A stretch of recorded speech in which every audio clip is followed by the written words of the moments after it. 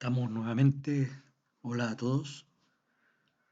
Los invito en esta última semana de julio, navegar en la incertidumbre. El objetivo de la clase, que ya ha venido siendo desde bastante tiempo, es identificar y comprender cuál es el origen de la filosofía o por qué los seres humanos comienzan a filosofar. Eh, un tema recurrente porque al mismo tiempo estamos haciendo filosofía, porque estamos reflexionando.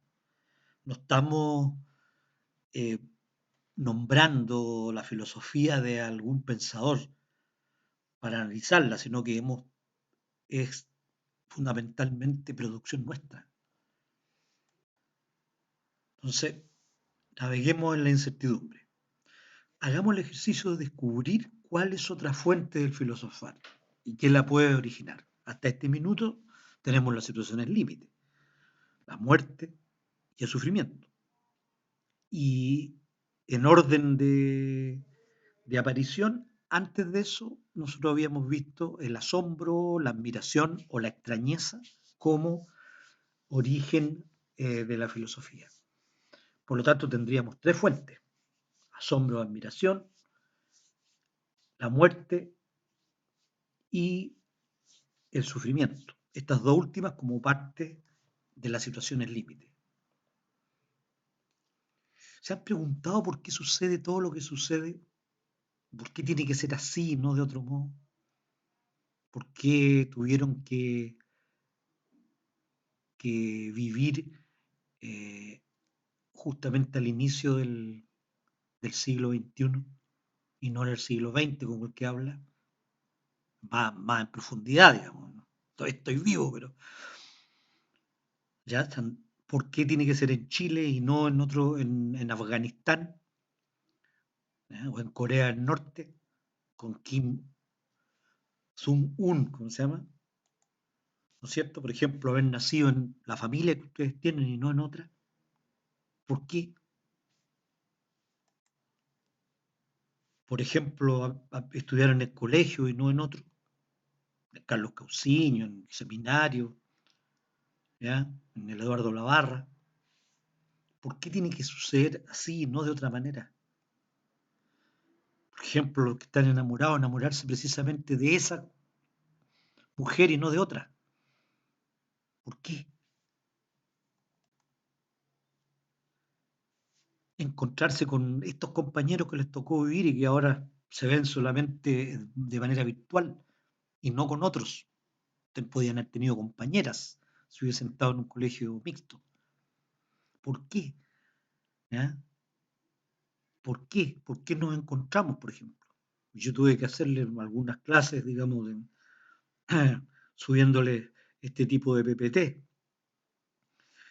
¿Cómo de los miles de óvulos que sus mamás, ¿no es cierto?, fueron eh, saliendo ¿no es cierto?, de la trompa de Falopio y, o el ovario, perdón, y cómo se llama, y justo se encontró con un espermio de los cientos de miles ¿no es cierto?, que en cada eyaculación nosotros lanzamos, y uno solo pudo penetrarlo, ¿ya? Porque si hubiese sido otro, no habrían sido ustedes. Entonces, ¿cómo? ¿Por qué suceden las cosas así y no de otra manera? ¿A qué se debe? ¿De qué depende todo lo que acontece? A nosotros nos han enseñado que el futuro depende de uno, del nivel de esfuerzo. Será el éxito que podamos tener. Si usted se esfuerza poco, no va a tener éxito. Si se esfuerza harto, va a tener éxito. ¿Es así siempre? ¿Por qué hay gente que sin mayor esfuerzo tiene éxito? Los que nacen en familias poderosas tienen asegurada su gerencia de empresa, ¿ya? Tienen asegurado ir a estudiar al extranjero. Entonces, ¿de qué depende? Nos dicen que tener una buena pareja depende de nosotros mismos, de quién nosotros elijamos, ¿Depende realmente de uno que la pareja sea buena? Es como sacarse el loto. La lógica dice que ser joven es tener una vida por delante. ¿Tiene lógica la vida? ¿Cuántos se mueren jóvenes? Y viejos que duran hasta los cientos y más años. ¿De qué depende todo esto que acontece? Tenemos entonces otra situación en nuestra vida que hace que lo que nos acontece muchas veces no depende de nosotros y no podemos cambiarlo. Por lo tanto, es otra situación límite que se suma al sufrimiento y a la muerte. ¿Ya?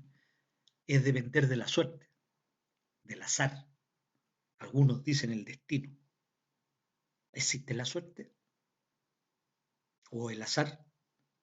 ¿Existe el destino?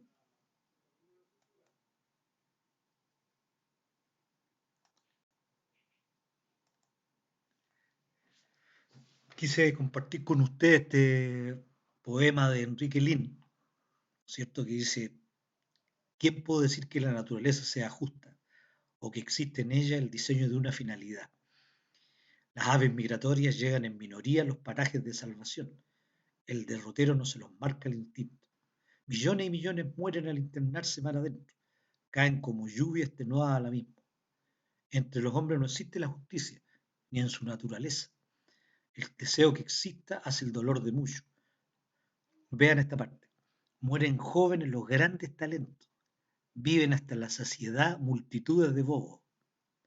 A la buena madre le mata un auto a su único hijo. A la mala le brotan los suyos por manada. El hombre capaz ve ascender hasta las nubes a los incapaces, mientras él se ve forzado a trabajar en la oscuridad. El presidente de un país cualquiera es un imbécil y el poeta que aparece en los titulares de prensa. Los comunicadores dirigen el mundo, eligen un producto y un nombre y lo clavan en el inconsciente colectivo, hasta que todos lo nombran y lo consumen.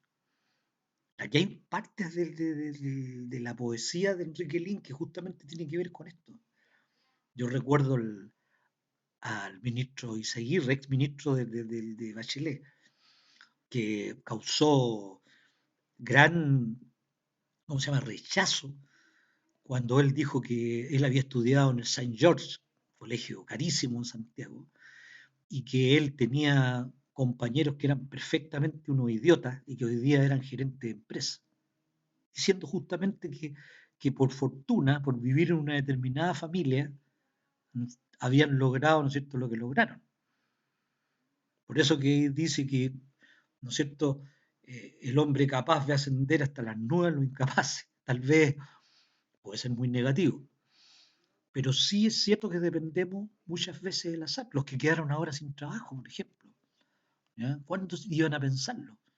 A lo mejor tenían proyectos, habían hecho, ¿no es cierto?, proyectos, tenían pensado hacer una y mil cosas, y de la noche a la mañana vino esta crisis y los dejó cesantes. Los que recién habían invertido una pequeña pyme y habían abierto un negocio que tenía que ver con turismo. Entonces, es cierto que también hay un factor de azar en nuestras vidas. Algunos le dicen el destino. No sé si ustedes creerán que la vida de ustedes está escrita como un cuaderno. ¿Cuántas páginas tendrá el cuaderno de ustedes? El mío ya tiene 65 y el de ustedes lleva recién 16. ¿Cuántas tendrán? ¿Llegarán a los 65?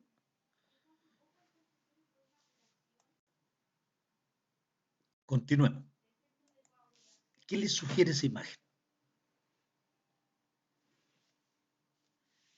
¿Qué les dice? No es nada positiva, ciertamente. Pareciera que estuviera pensando esto. Si no hubiese actuado así, todo hubiese sido distinto. Soy un idiota. O esta otra. Oh Dios, mi mamá o mi familia no se merece esto. Yo soy el responsable, nadie más. ¿Por qué no hice caso si me lo advirtieron? Estoy tan arrepentido. ¿Cómo dejar de pensar? Es una tortura. Me avergüenzo de mí mismo. Vean lo que a mí se me ocurrió que estaba pensando ese joven. ¿Ya? Responsabilidad, arrepentimiento, sentir vergüenza de uno mismo. ¿A qué nos estamos refiriendo?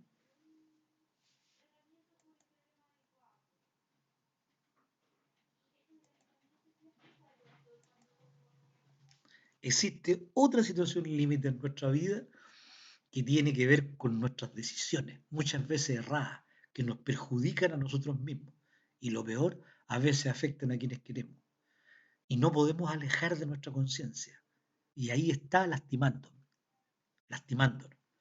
De otra situación límite, ¿cuál creen ustedes? ¿Cómo se llama? El sentimiento de culpa. El sentimiento de culpa.